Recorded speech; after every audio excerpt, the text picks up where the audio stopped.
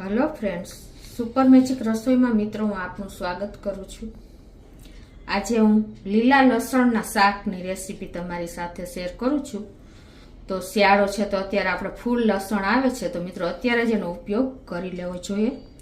तो चोक्कस तमने आ विडियो गमशे, गमे तो लाइक करजो, शेर करजो अने सब्सक्राइब करवानुं तो भूलता ज नहीं। अने मित्रों बाजुमां रहेलुं बेल आइकन ने पण प्रेस करजो जेथी करीने लेटेस्ट विडियोनी माहिती तमने મળતી રહે।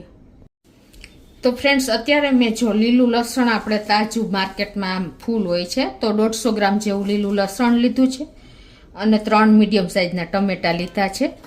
રૂટીન મસાલા છે, તેલ છે, મીઠું છે। તો બનાવવાનું ચાલુ કરીએ। પહેલા તો જો આપણે આ લસણને લઈને અને 2-3 પાણી એકદમ ક્લીન કરી લીધું છે અને હવે આ ઉપરના આપણે રેસા એના બધા કાઢી નાખશું। તો આ રીતે જો આપણે ઉપરના જે એના રેસા હોય બધા दूर कर दीधा छे અને હવે જે કોઈ પણ ખરાબ પાંદ હોય ને તો તમારે આ રીતે એને રિમૂવ કરી દેવાનું છે। કોઈ પણ ખરાબ પાંદ ઉપરથી, એટલે કાંઈ પણ કચરો હશે એ બધો નીકળી જશે। તો આ રીતે જો આપણે એકદમ ક્લીન કરી લીધું છે ખરાબ પાંદ રેસા અને હવે આપણે આને કટિંગ કરવા માટે 2 પાર્ટમાં કરવાનું છે। એટલે કે જે આ સોફ્ટ ભાગ હોય ને પાંદ એ અલગ રાખશું અને ઉપરનો જે ડંઠલનો અને લસણનો ભાગ આ રીતે આપણે 2 ભાગમાં કટિંગ કરીને પછી સમારશું એટલે આપણને ઈઝી પડે। કેમ કે પાંદડાને કૂક થતા વાર નથી લાગતી અને લસણને થોડોક વધારે ટાઈમ લાગે છે। તો પહેલા આપણે આ રીતે પહેલા પાંદડાને કટિંગ કરી લેશું।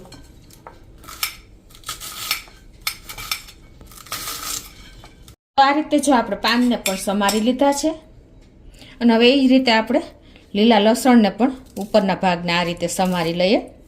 તો આ રીતે આપણે જો લસણને પણ ઉપરના ભાગને સમારી લીધો છે।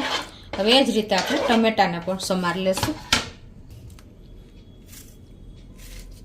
તો આ રીતે જો આપણે ટમેટા પણ સમારી લીધા છે। હવે આ બાજુ આપણે વઘાર કરી લેશું। તો ગેસ ઓન કરી અને એક પેનમાં આપણે 2 ટેબલસ્પૂન જેવું તેલ મૂકી દેશું। તો આપણું તેલ પણ ગરમ થઈ ગયું છે અને ગેસની ફ્લેમ મીડિયમ રાખી છે। આપણે અડધી ટીસ્પૂન જેવું આખું જીરું નાખી દેશું। જીરું ક્રકલ થયા પછી 1/4 ટીસ્પૂન જેવી હિંગ નાખી દેશું અને 1/4 ટીસ્પૂન જેવી હળદર નાખી અને આપણે જે આ લીલું લસણ સમાર્યું છે ને ઉપરનો ભાગ એ જ પહેલા નાખશું, પાંદડા હમણાં નહીં નાખીએ।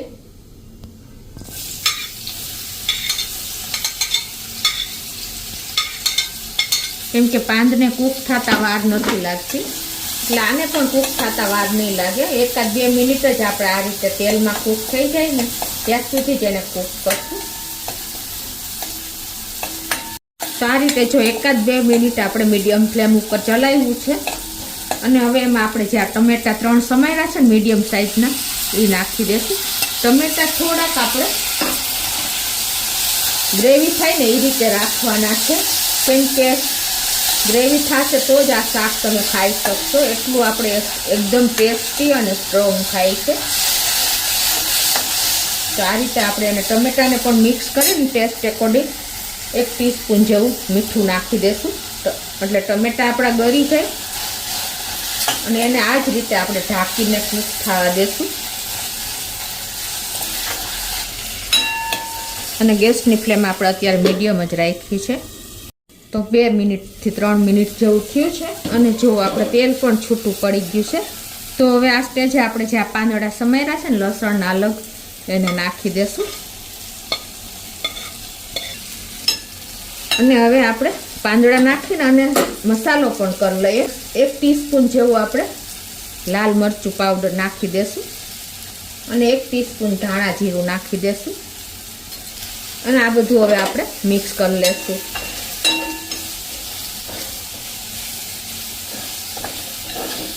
તો જો તેલ પણ છૂટું પડી ગયું છે, આપણે કન્ટિન્યુ ચલાવ્યું હતું 1-8 મિનિટ, કેમ કે પાંદને કૂક થતા નથી વાર લાગતી, એની કચાશ જ દૂર કરવાની હોય છે। જો એકદમ આપણું સ્પાઇસી ચટાકેદાર એવું શાક રેડી થઈ ગયું છે। તો એને આપણે ગેસ બંધ કરી દઈશું અને સર્વ પણ કરી લઈએ।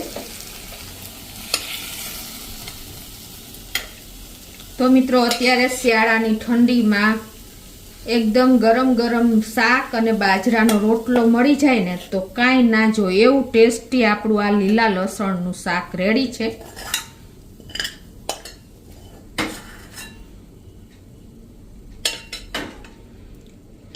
તો આ લસણ આપણે શિયાળાની સિઝનમાં જ મળે છે, તો ત્યારે જ આપણે એને આ રીતે તમે જો એક વખત શાક કરશો ને તો તમને દર વખતે આ લીલા લસણનું શાક રોટલા સાથે મજા આવે ને એવું સરસ થાય છે. કોઈ પણ વસ્તુની જરૂર નહીં પડે ને એવું ટેસ્ટી અને ચટાકેદાર આપણું શાક રેડી છે મિત્રો. તો મિત્રો લીલા લસણનું શાક રેડી છે. તો તમને ચોક્કસ આ વિડીયો ઉપયોગી થશે અને ગમશે. ગમે તો લાઈક કરજો, શેર કરજો અને સબસ્ક્રાઈબ કરવાનું તો ભૂલતા જ નહીં.